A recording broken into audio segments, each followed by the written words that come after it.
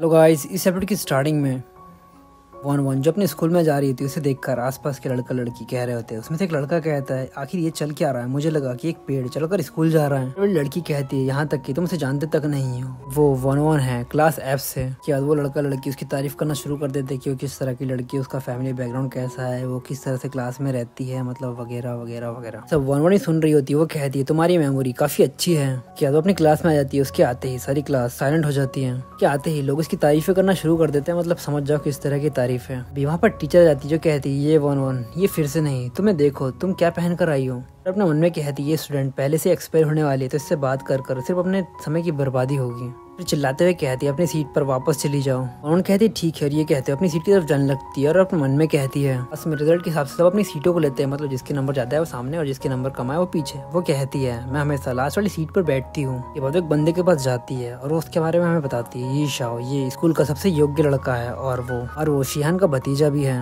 वो धूम्रपान करने से और झगड़ा करने में सभी चीजों में उत्कृष्ट है, लेकिन उसके अच्छे लुक्स और उसके हेल्दी बैकग्राउंड की वजह से इसको स्कूल में हमेशा एक अच्छा बच्चा माना जाता है। मैं अपने पुराने रूप के बारे में बात करूँ तो मुझ पर इस वक्त चिल्लाया जाता, मुझे उस ट्राइस्कन के साइड में बैठना पड़ता। वो कहता है, क्या तुम लड़ना चाहती हो? वो अपनी कॉपी रखते हुए कहती है, आखिर मैं क्यों लड़ना चाहूंगी? और ये सीट उसी स्टूडेंट की होती है जो क्लासेस में लास्ट में आता है एग्जाम के लिए। मैं अपनी योग्यता से यहाँ पहुंची हूँ, क्या तुम्हें इससे कोई दिक्कत है? सुनते ही सारी क्लास में सन्नाटा छा जाता है। आसपास के स्टूडेंट फुसफुसाते हुए कहते हैं, शिट, क्या ये वन पागल है? उसकी हिम्मत कैसी हुई शीशा से ऐसी बात करने की? वो पक्का उसके करीब जाना चाहती होगी। भी ऐसी बात करते हैं। टीचर भी इन चीजों को सुन लेती है और चिल्लाते हुए कहती है, ये वन तुम्हें स्कूल से एक्सपेल करने वाले हैं, लेकिन तब भी तुम्हें जरा सी शर्म नहीं आ रही है? आखिरी बार जो काम किया था, हे भगवान, मुझे समझ नहीं आता कि मेरे पास इतना बेशरम बच्चा कैसे हो सकता है। सुनकर आसपास के बच्चे फिर से फुसफुसाने लगते हैं। वो कहते हैं, अरे मैं तो भूल ही गया था कि ये वन सच में एक्सपेल्ड होने वाली है। दूसरी कहती, हाँ ये खबर सच्ची है, चलो देखते हैं कि क्या इसके बाद भी वो अपनी इसी एटीट्यूड में रहती है। टीचर चिल्लाते हुए कहती है, देखो कि तुमने किस तरह की ड्रेस पहनी है और तुम्हारे भयानक रिजल्ट, तुम इस क्लास की सबसे कमजोर स्टूडेंट हो, तुम्हारी वजह से पूरी क्लास को दिक्कत जाती है और तुम पूरी क्लास के ग्रेड्स को नीचे खींचती हो।